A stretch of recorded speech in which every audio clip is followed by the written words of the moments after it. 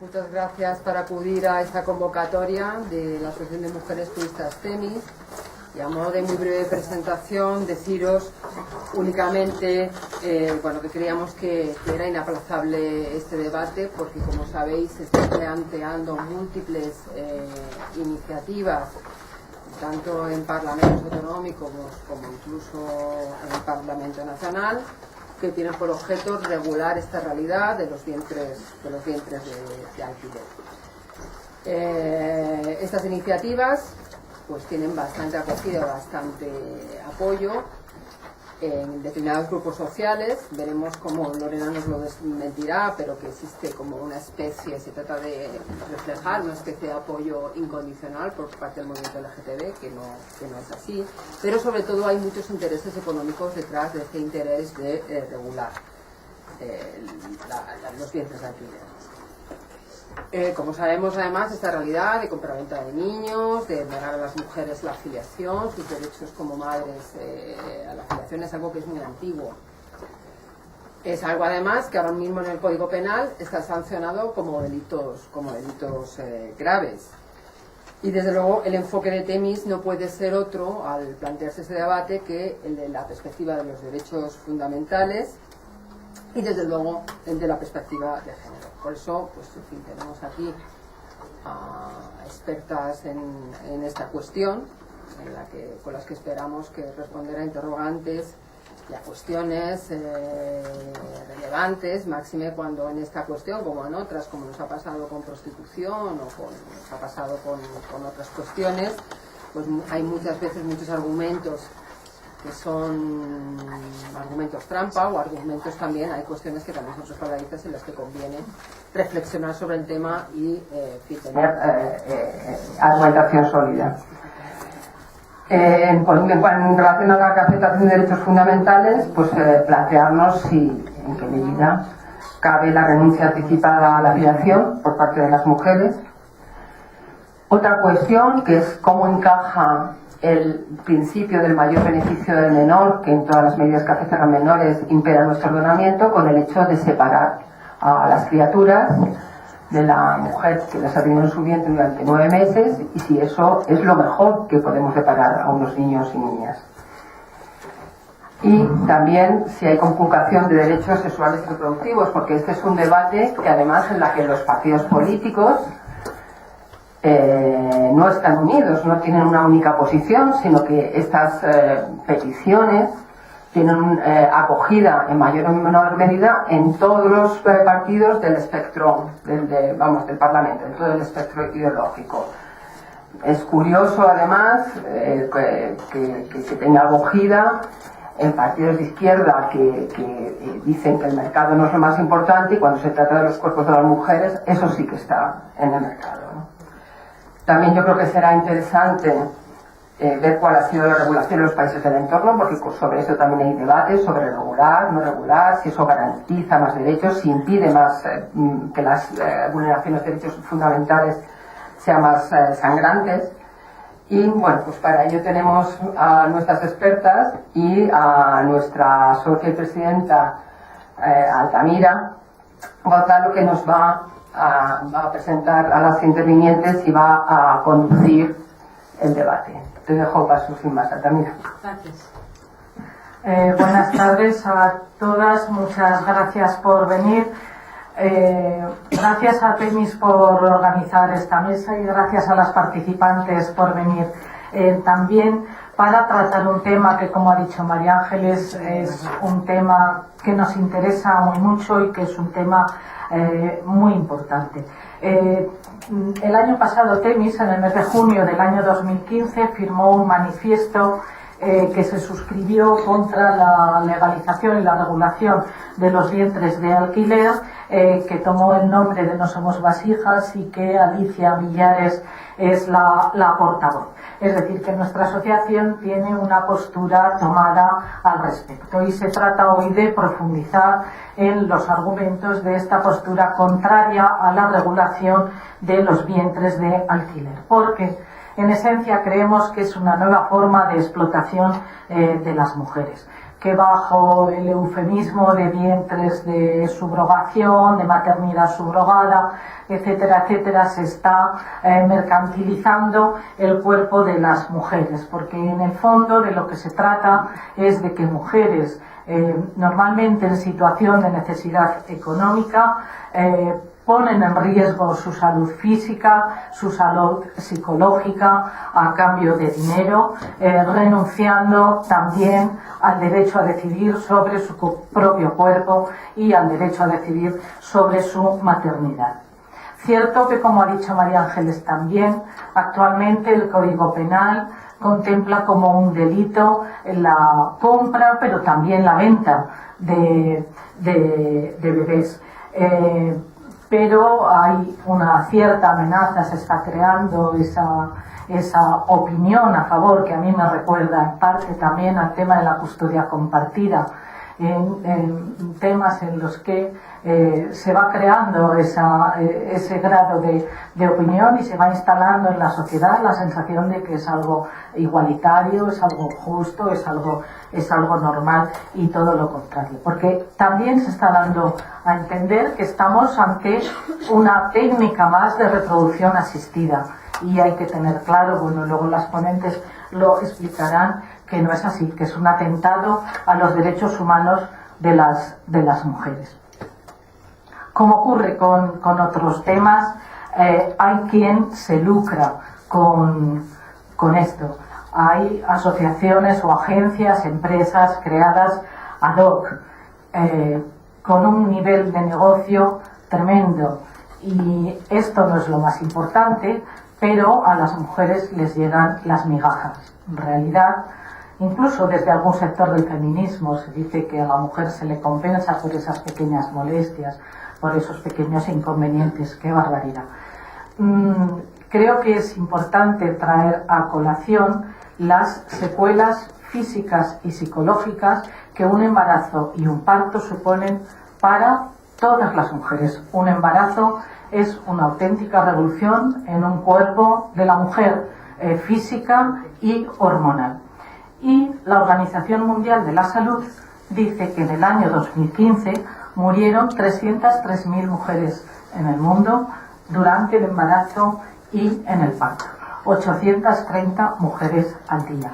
Es decir, es un tema grave, es un tema importante, por no decir los daños psicológicos que una mujer que ha llevado durante 9 meses en su barriga el feto y que nace, se lo arranquen. El vínculo afectivo que esa mujer haya podido hacer con su feto, pues que, vamos, no me cabe ninguna duda como mujer y como madre que soy, que eso será causa de sufrimiento, daño que a nadie le interesa y que nadie valora por otro lado. La venta del embarazo y la venta del bebé se basa en una situación de necesidad económica de mujeres, y esa necesidad económica es consecuencia directa de la desigualdad entre mujeres y hombres en nuestra sociedad. Por tanto, estamos ante un tema que tiene además el acceso a los vientres de alquiler solo lo tienen personas que cuentan con medios económicos importantes. Por tanto, estamos ante un problema, ante una cuestión que tiene un marcado carácter de género y de clase también. Es decir, solo personas con mucho dinero pueden acceder a comprar bebés. Nuestra legislación, nos lo explicará María, considera nulo de pleno derecho cualquier contrato que pueda firmarse en este sentido. Y también el Tribunal Supremo ha tenido ocasión de pronunciarse en una sentencia que es bonita.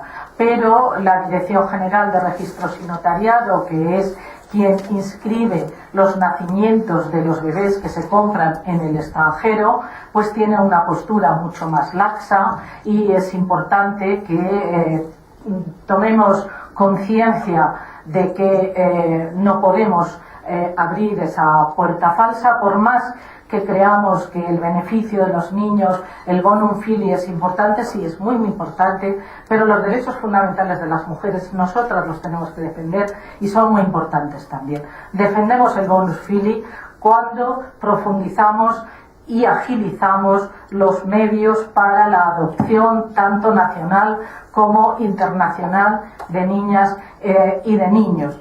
Y por tanto yo creo que eso no debe conseguirse a costa del sufrimiento y de las necesidades de las mujeres.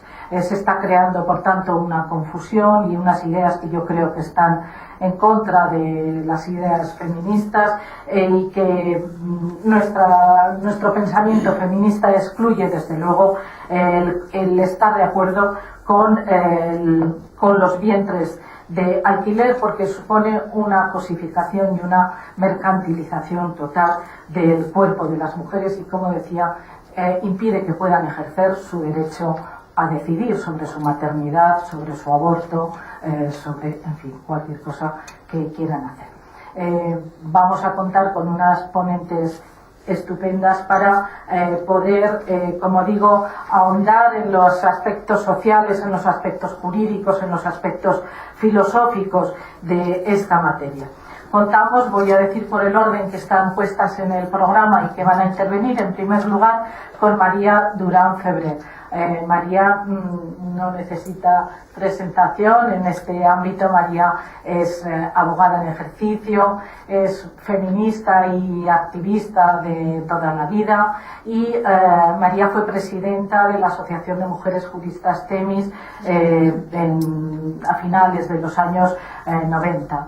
Fue directora general de Responsabilidad Social Corporativa del Gobierno Balear. Tiene múltiples artículos y publicaciones y numerosas intervenciones en foros nacionales y extranjeros también. Yo creo que es una feminista de referencia y bueno, contaremos con su fino análisis jurídico del tema. En segundo lugar intervendrá Alicia Millares, tampoco necesita ningún tipo de presentación. Alicia es una feminista muy conocida y de referencia también. Es filósofa y doctora en filosofía y profesora y es una investigadora de hace mucho tiempo del feminismo. Tiene estudios importantes que todas acudimos a ellos para aprender sobre el feminismo como filosofía política. Alicia fue asesora de la vicepresidenta del gobierno, que es cuando yo te conocí, cuando estaba Teresa Fernández de la Vega en los años a finales del 2080 y tienes también numerosos estudios y publicaciones y numerosas intervenciones en todo tipo de foros en defensa de los derechos de las mujeres. Y es portavoz de No Somos Vasijas, que es una entidad o un conjunto de asociaciones y personas en contra de los vientres de alquiler. Y para cerrar la mesa tenemos a Lorena Morales Porro. Lorena también es jurista que está especializada en Derecho Público y en Derecho de Familia. Es concejal actualmente, concejala socialista del Ayuntamiento de Pinto y es presidenta de la asociación Diferentes Feministas LGTBI Masachi. Es secretaria de la organización no gubernamental Familias de Colores y Lorena es una sabia en materia de adopción nacional e internacional que ha asesorado a numerosas entidades en esta materia, al extremo que ya en el año 2006 le reconocieron, le dieron una cruz al mérito el Ministerio de Defensa por su labor en cooperación humanitaria. Bueno, pues a las tres os agradezco la presencia y si os parece empezamos con la intervención de María. Muchas gracias, Altamira, y muchas gracias a la Junta Directiva de Temis por la oportunidad y por haberme obligado a estudiar con más profundidad que lo había hecho el tema y la pasión que me ha generado. Permítanme hacer una pequeña aportación previa de reconocimiento del sufrimiento que pueden tener determinadas mujeres por la imposibilidad de tener hijos o hijas, puesto que han centrado mucho en este aspecto su plan de vida. Porque lo que voy a decir seguidamente tal vez hiera la sensibilidad, pero yo lo que quisiera que ustedes entendieran es que más vale afrontar la cruda realidad, porque si no, no seremos capaces de comprender las manipulaciones, por una parte, dialécticas, y los intereses económicos, por los otros, que subyacen también en las legislaciones. Permítanme empezar con una anécdota que me llevó a una cierta reflexión sobre la mal llamada maternidad subrogada, vientres de alquiler o contratos de gestación. En una conversación con una amiga le pregunté qué opinaba de las mujeres que llevan adelante un embarazo para tercera o terceras personas, y ella, que no es jurista, contestó sin pensarlo que le parece bien, porque esto puede dar felicidad a una pareja. Sin entrar ahora en el debate que ello generó y la discrepancia que yo le mostré, tal vez sin quererlo, dio con una de las claves sobre la maternidad subrogada o las mujeres que gestan, que llevan la gestación por una tercera persona. Ella planteó la felicidad. ¿Qué es lo que me daría mi felicidad? ¿Qué es lo que puede dar la felicidad a distintas personas? Para unas personas es tener un hijo o una hija. Para otras, si están imposibilitados y tienen que ir con silla de ruedas toda la vida, pues dejar de ir con silla de ruedas. Para otra que está de deudas hasta el cuello, llegar un momento en no tener deudas, o estar libre de deudas, o tener una casa frente al mar. Lo importante es que a cada persona algo nos puede dar felicidad. Todo ello tiene un común denominador: el deseo de cada persona cuya realización le hace sentirse feliz.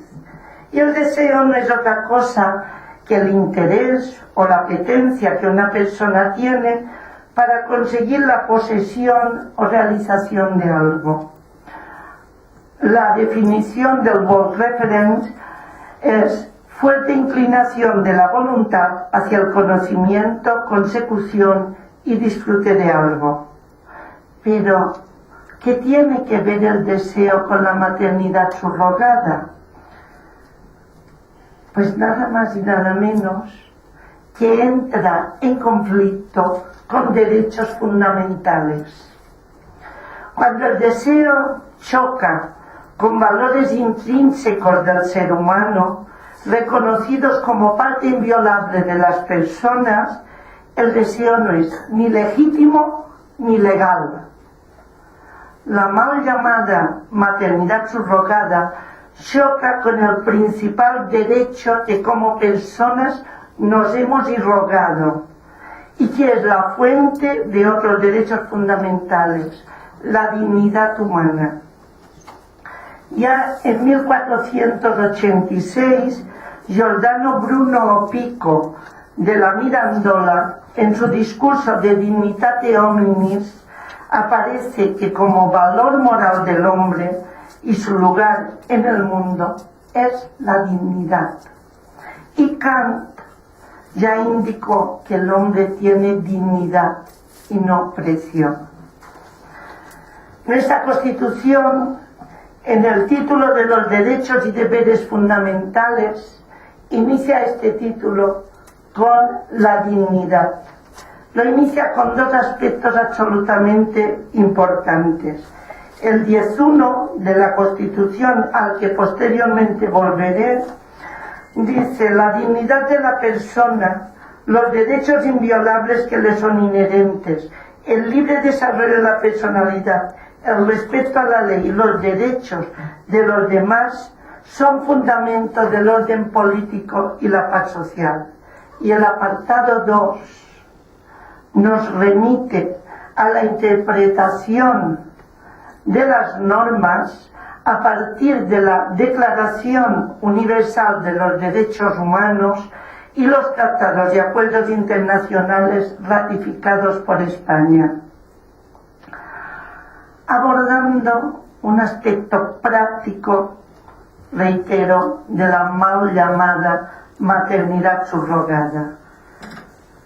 Todas las personas que estamos aquí, alguna que otra vez, o por lo menos en alguna ocasión, hemos visto o un documental o otro modo cómo un ser humano utilizaba determinados instrumentos para fecundar artificialmente una yegua o una vaca, y nos imaginamos el producto de estos animales inseminados, vaquitas o porcillos o porcillas, y honestamente podemos imaginarnos equiparar a las mujeres con las vacas.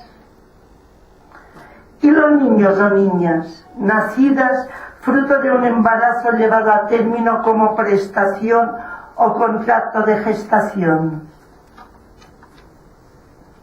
Estamos en esta línea como ciudadanos y ciudadanas de crear fábricas de niños y niñas, es decir, o de crear una reserva o un catálogo de expectativas para tener niños o niñas.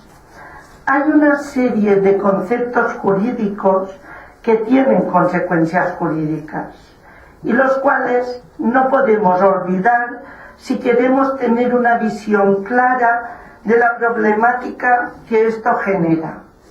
La maternidad como tal y jurídicamente se considera una condición natural y necesaria para la reproducción que permite la supervivencia del ser humano. La paternidad, del latín paternitas, es la condición de padre.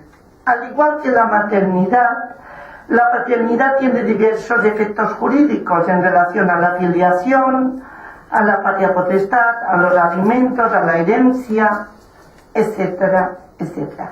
Y las pruebas biológicas para la determinación de la paternidad. Pero hay otro elemento importante que está en nuestro Código Civil, la consanguinidad o vínculo de sangre, que existe entre dos personas y que se funda que una desciende de otra o que ambas tienen ascendiente común o descendiente del mismo tronco, según el grado de consanguinidad.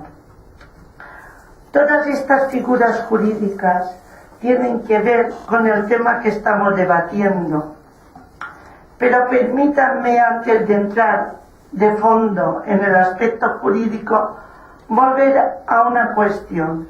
No es un útero el que se alquila, es una persona que durante su embarazo transmite su propia sangre oxigenada a la placenta, que permite el desarrollo del embrión, feto y hasta el momento del nacimiento. Del estado anímico de la gestante, esto tendrían que saberlo, esto los del contrato de gestación sustitutiva o sustitutoria, pues del estado anímico de la gestante depende el desarrollo del cerebro del feto. Pero además, lo más increíble frente a esa realidad que nos movemos es que investigaciones recientes han demostrado que la comunicación entre la gestante y el feto puede alterar el genoma de la criatura. ¿De qué estamos hablando, pues? Hemos de generar un tertium valoris que diga, o jurídicamente, madre intermadres, o ¿qué hacemos? Pero no es esta la primera vez que el discurso jurídico sobre la capacidad de procrear de las mujeres se ha visto condicionada por supuestos ajenos. Es más, desde el principio del patriarcado se ha pretendido equiparar a las mujeres a los animales mamíferos, mientras la paternidad del varón se sublimaba con un discurso místico religioso propia de una supuesta superioridad moral frente a la mujer. En los derechos romanos la mujer era considerada un agente patrimonial que actúa en interés del pater familias. Pero mucho más cercano a nosotros, hasta 1975, el padre podía dar en adopción a sus hijos sin para nada tener en cuenta ni la voluntad ni la opinión de la mujer. Y después de la Constitución del 78, nos encontramos con una gran cantidad de hijos e hijas, de niños y niñas que tenían padre y madre desconocida, porque como hasta 1978 estuvo penalizado el aborto, el nacimiento y el reconocimiento del hijo o la hija era supuesto de prueba para el adulterio. Una persona o una pareja puede sentir un fuerte deseo de tener un hijo o una hija por muchas razones. Unas veces por trascenderse a sí mismo, otras por transmitir sus genes o el fruto de su trabajo patrimonio, etcétera, etcétera.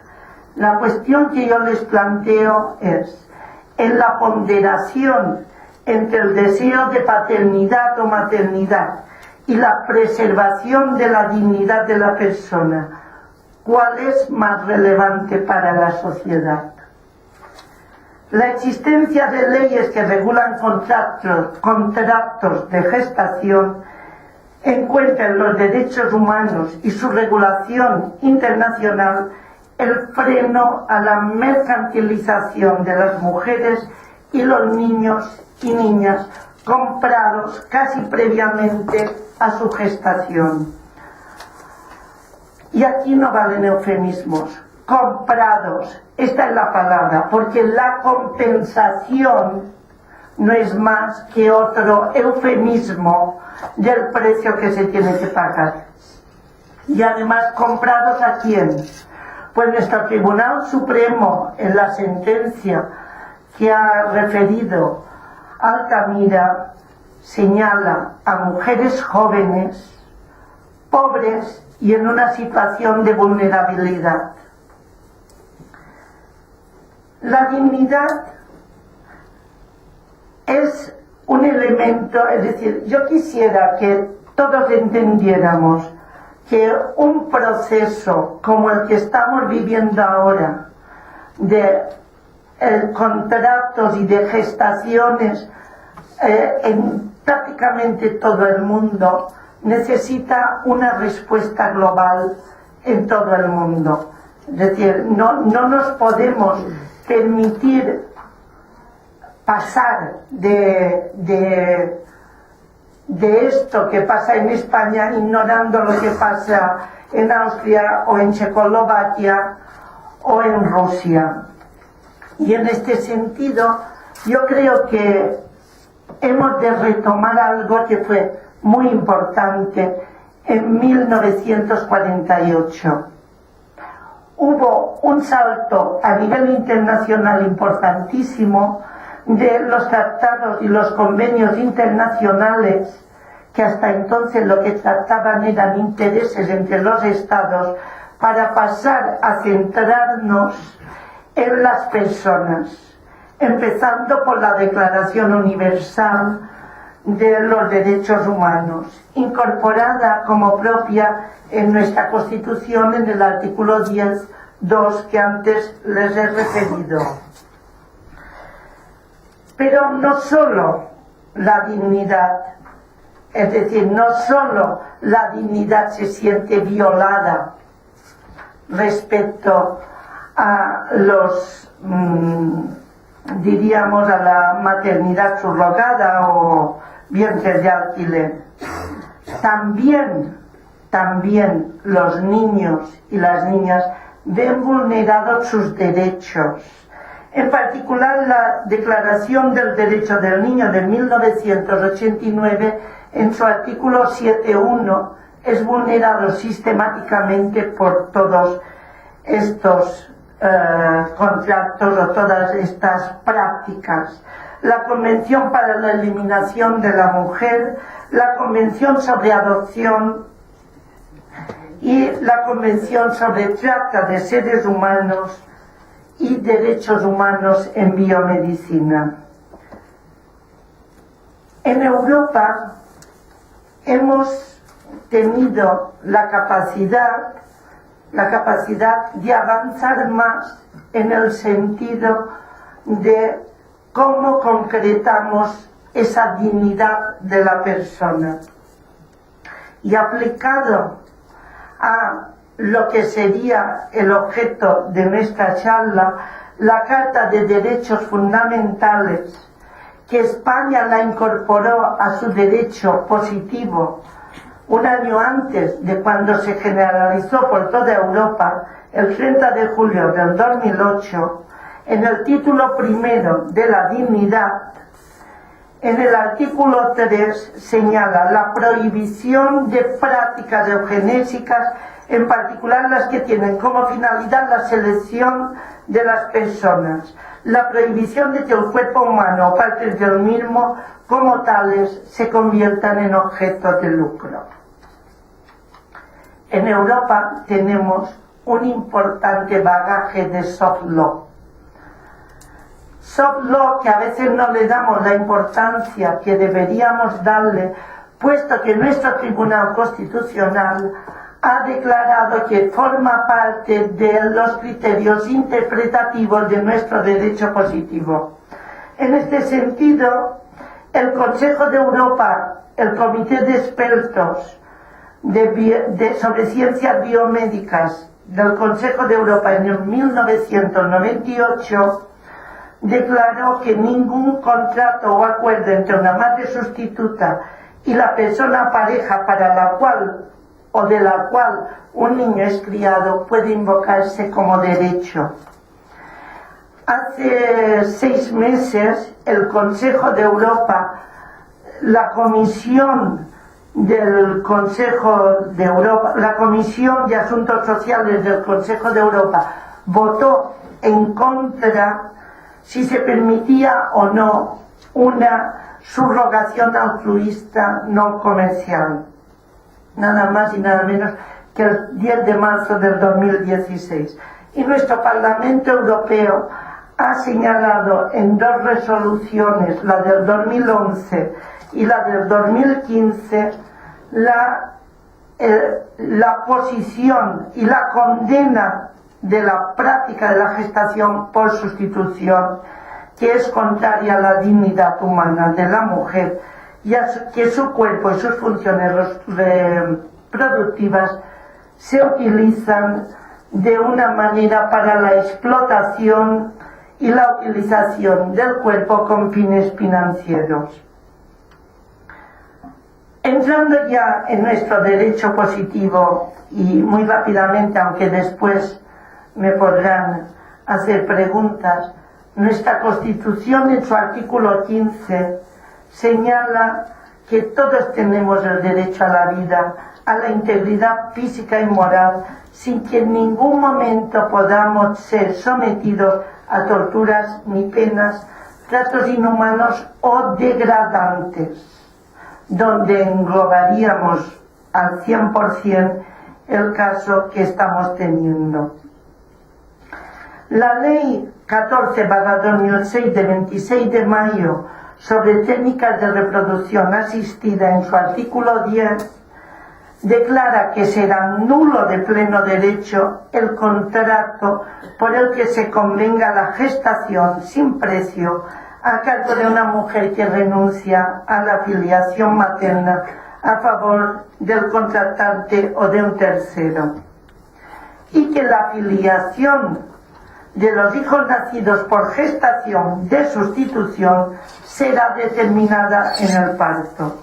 La ley 54, supongo que sobre la que tú hablarás, de 28 de diciembre de adopción internacional, en su artículo 12 señala el derecho que tiene un hijo o una hija a conocer sus orígenes. Esta nulidad de pleno derecho, la sentencia del Tribunal Supremo que declara la no filiación de los hijos de una pareja que tuvo los hijos creo que en Los Ángeles, y acudió allí a la resolución, deja en una situación de indefensión a los hijos. No, porque el Tribunal Supremo, además de mandar en esta sentencia a la Fiscalía, que tiene el deber de proteger a los menores, aporta como alternativas el acogimiento, la adopción o la reclamación de filiación si hay material genético por uno de los optantes a ser progenitores reconocidos en nuestro derecho. Lo cierto es que si ponderamos los pros y los contras, nos veremos en la tesitura de tener que, en caso de que prospere, aun cuando sea altruista, la gestación por sustitución, si prosperara esto, veremos como derechos que nos han costado muchísimo conseguir para las mujeres, pero también para los niños y las niñas, se pierden. Veremos como la trata de personas con estos fines se generaliza, y veremos lo que ninguno de nosotros y nosotras hubiéramos querido ver, y es un mercado de niños hechos a la medida de los progenitores, donde una de las cláusulas que tienen todos estos contratos es, y con esto termino, que si la criatura tiene algún defecto genético, los padres no tienen por qué quedárselo. Los presuntos padres y madres no tienen por qué quedarse la criatura. Nada más y muchas gracias.